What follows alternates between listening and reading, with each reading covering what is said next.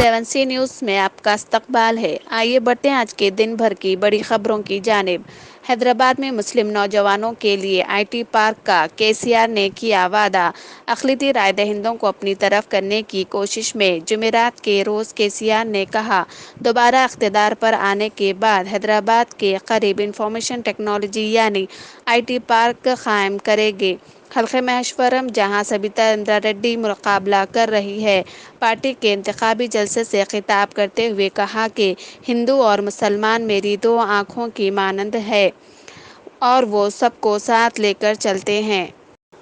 आसाम के वज़ीर आला हेमंत विष्णु शर्मा ने चारमीनार के करीब बीजेपी के जलसे-आम से खिताब करते हुए सनसनीखेज बयान दिया कि बीजेपी तेलंगाना में इक़्तिदार पर आने के बाद हैदराबाद का नाम बदल दिया जाएगा।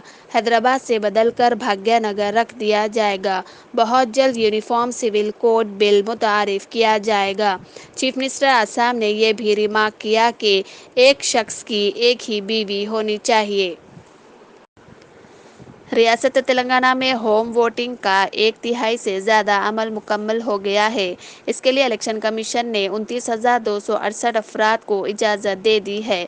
अब तक 9,174 अफराद घर पर ही वोटिंग के ज़रिए अपने हक़ राय दही इस्तेमाल कर चुके हैं। 80 साल से ज़्यादा उम्र अफराद में से 17,105 लोगों ने अपना वोट दे दिया है। ओबेरापल्ली हल्के में 101 बुजुर्गों और 31 माजूर अफराद ने वोट दे दिया।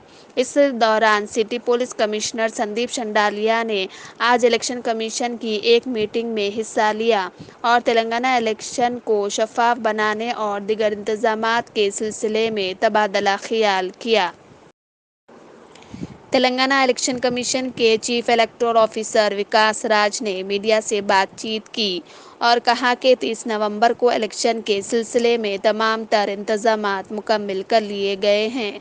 आइए देखते हैं ये बयान। 15 तारीख को लिस्ट फाइनल होने के बाद इस बार हमारे यहाँ 2,290 कैंडिडेट्स हैं लिस्ट में।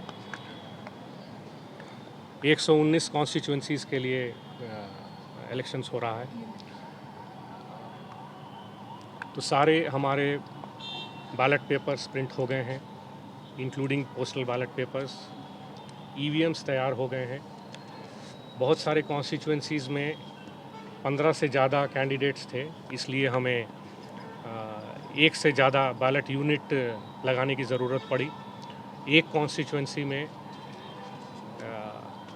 47 या 48 कैंडिडेट्स हैं, जिसके कारण हमें 4 बैलेट यूनिट्स लगाने की ज़रूरत पड़ी है। तो इसके लिए आयोग ने हमें स्पेशल सैंक्शन दिया और ये एडिशनल 14,000 बैलेट यूनिट्स हमारे पास भेजे हैं। तो ये सब पहुंच गए हैं हमारे पास कॉन्स्टिट्यूंसी में। इसकी फ़र्स्ट लेवल चेकिंग हो गई है और अब ईवीएम सेट किए जा रहे हैं बैलेट यूनिट्स के साथ। दूसरी तरफ सारे प्रिजाइडिंग ऑफिसर्स, पोलिंग ऑफिसर्स, उन सबको ट्रेनिंग दिया जा चुका है। उनकी टीम्स कमीशन ने जैसा कि हमें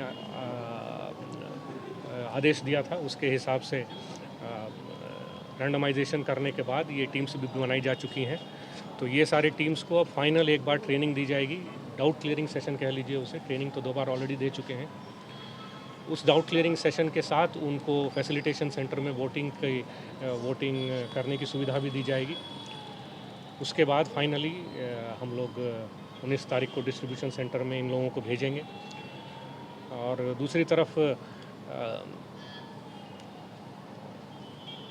flying squads, check posts, static teams, ये सारी आयोग के आदेश अनुसार कम से कम कॉन्स्टिट्यूंसी में 3 और जहां उससे ज़्यादा की ज़रूरत पड़े वो वहाँ हर एक कॉन्स्टिट्यूंसी में ऑब्ज़र्वर्स भी हैं। तो उनसे बात करने के बाद डीओज़ और एसपीज़ वो लोग बढ़ा भी रहे हैं कुछ जगह में जहाँ पर ज़रूरत पड़ी है। इसी तरीके से एक्सपेंडिचर ऑब्ज़र्वर्स जो हैं उनसे बात करके अगर